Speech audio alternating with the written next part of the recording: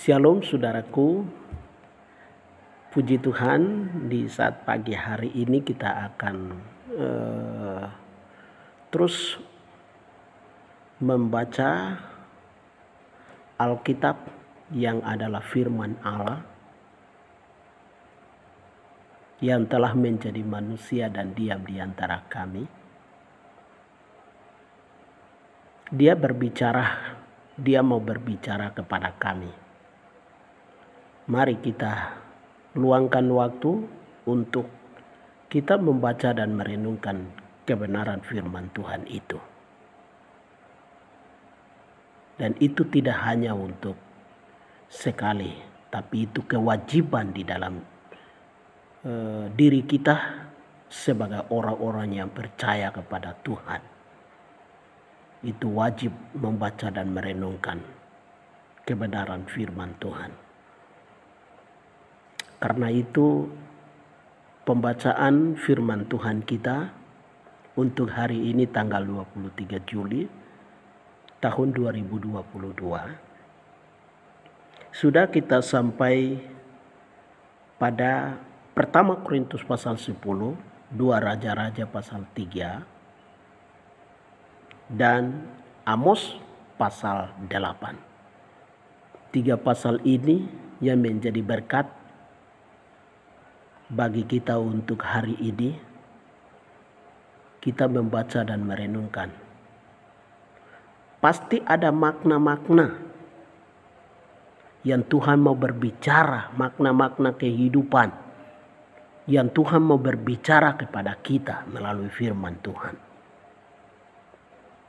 Itu sebabnya jangan bosan-bosan membaca dan merenungkan firman Allah, agar perjalanan kehidupan kita, Tuhan Yesus memberkati kita. Selamat menyaksikannya. Pertama Korintus pasal 10 bunyinya demikian. Israel sebagai suatu peringatan. Aku mau supaya kamu mengetahui saudara-saudara bahwa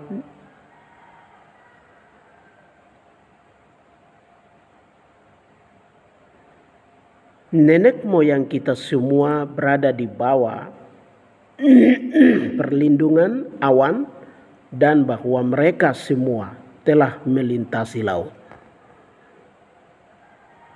Untuk menjadi pengikut Musa, mereka semua telah dibaptis dalam awan dan di dalam laut.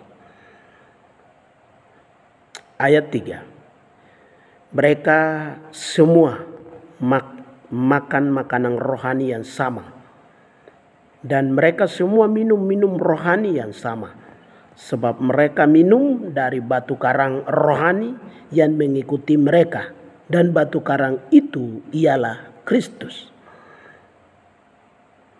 Tetapi sungguh pun demikian, Allah tidak berkenan kepada bagian yang terbesar dari mereka, karena mereka ditewaskan di padang gurun.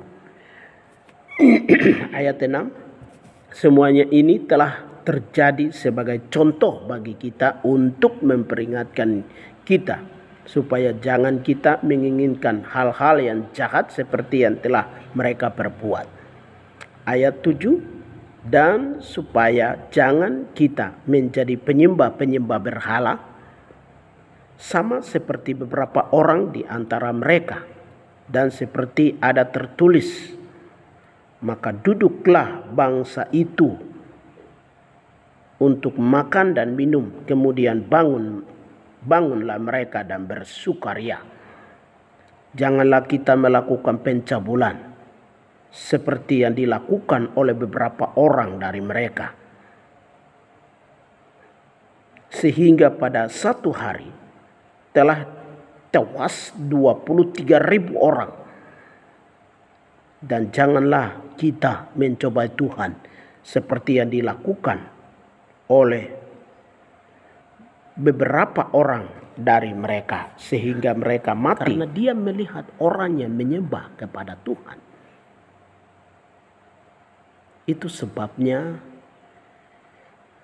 kita lanjut dengan ayat yang ke-10. Dan janganlah bersungut-sungut seperti yang dilakukan oleh beberapa orang dari mereka sehingga mereka dibinasakan oleh malaikat maut. Kita begitu banyak merasakan pemeliharaan, begitu banyak merasakan kasih. Tuhan sangat menyayangi kita. Tuhan membuat diri kita menjadi orang-orang yang dimanja. Tuhan selalu memberikan kita segala berkat. Namun di dalam kehidupan kita sebagai umat percaya, umat Tuhan, umat yang sedang merasakan segala berkat, kasih dan kemuliaan, kemurahan itu di dalam kehidupan kita, sering kita sungguh-sungguh terhadap Tuhan.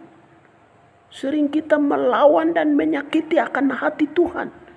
Tuhan sakit hati, Tuhan sedih, Tuhan berduka. Itulah sebabnya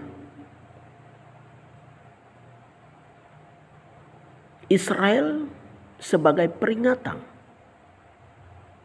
bagi orang-orang percaya di akhir zaman ini. Supaya kita terus belajar dari mereka. Dan kita menjadi orang-orang yang diberkati oleh Tuhan. Dan hidup ini untuk memuliakan Tuhan dalam segala kesempatan.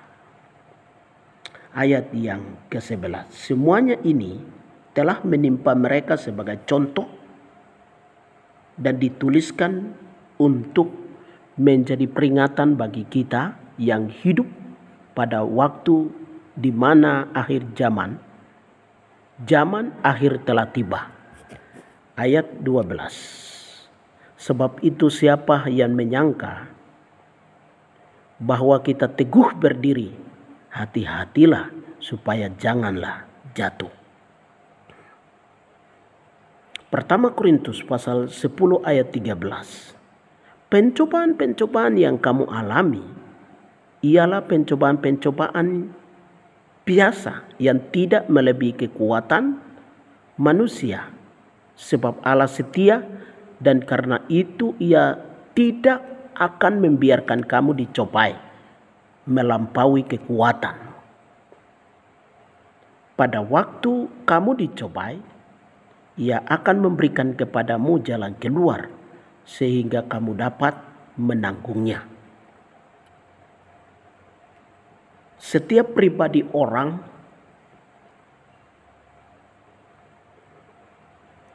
yang selalu menyadari akan setiap peringatan-peringatan Tuhan yang Tuhan berikan kepada kita di dalam perjalanan kehidupan kita.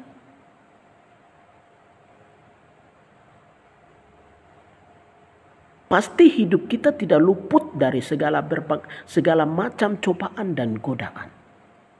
Berbagai macam persoalan-persoalan hidup, cobaan dan godaan itu datang menimpa dalam kehidupan kita. Tapi di tengah-tengah badai dan goncangan hidup itu Allah tidak pernah membiarkannya. Itu iman yang harus kita yakini. Di tengah penderitaan ini Tuhan ada di dalam. Di tengah kehidupan duka cita Tuhan ada di dalam. Di tengah-tengah pencobaan-pencobaan ini, beban, masalah dan persoalan ini, Tuhan terlibat di dalam. Dan Dia tidak akan membiarkan saya. Dan Tuhan tidak akan membiarkan saya. Pasti saya akan menghadapi dan melewati semua yang terjadi. Ayat 30. Kalau aku mengucap syukur atas apa yang aku turut memakannya, mengapa orang berkata jahat tentang aku karena makan yang atasnya aku mengucap syukur? Ayat 31. Aku menjawab, jika engkau makan atau jika engkau minum, jika engkau melakukan sesuatu yang lain, lakukanlah semuanya itu untuk kemuliaan kemuliaan Allah. Ayat 22, janganlah kamu menimbulkan syak hati orang, baik orang Yahudi atau Yunani, maupun jemaat Allah. Ayat 33, ayat terakhir dari pasal pertama Korintus pasal 10. Sama seperti aku juga berusaha menangkan hati semua orang yang dalam segala hal, bukan untuk kepentingan diriku, tetapi juga kepentingan orang banyak, supaya mereka beroleh selamat. Puji Tuhan. Ini pertama Korintus pasal 10 ayat 1 sampai ayat yang ke-33. Itu adalah peringatan bagi jemaat Tuhan agar diri kita tidak menjadi sandungan untuk orang lain, dan pribadi kita berada pada tampilan beda tampil. Artinya diri kita adalah orang-orang yang sudah ditebus oleh darah Yesus Kristus yang murni di kayu salib.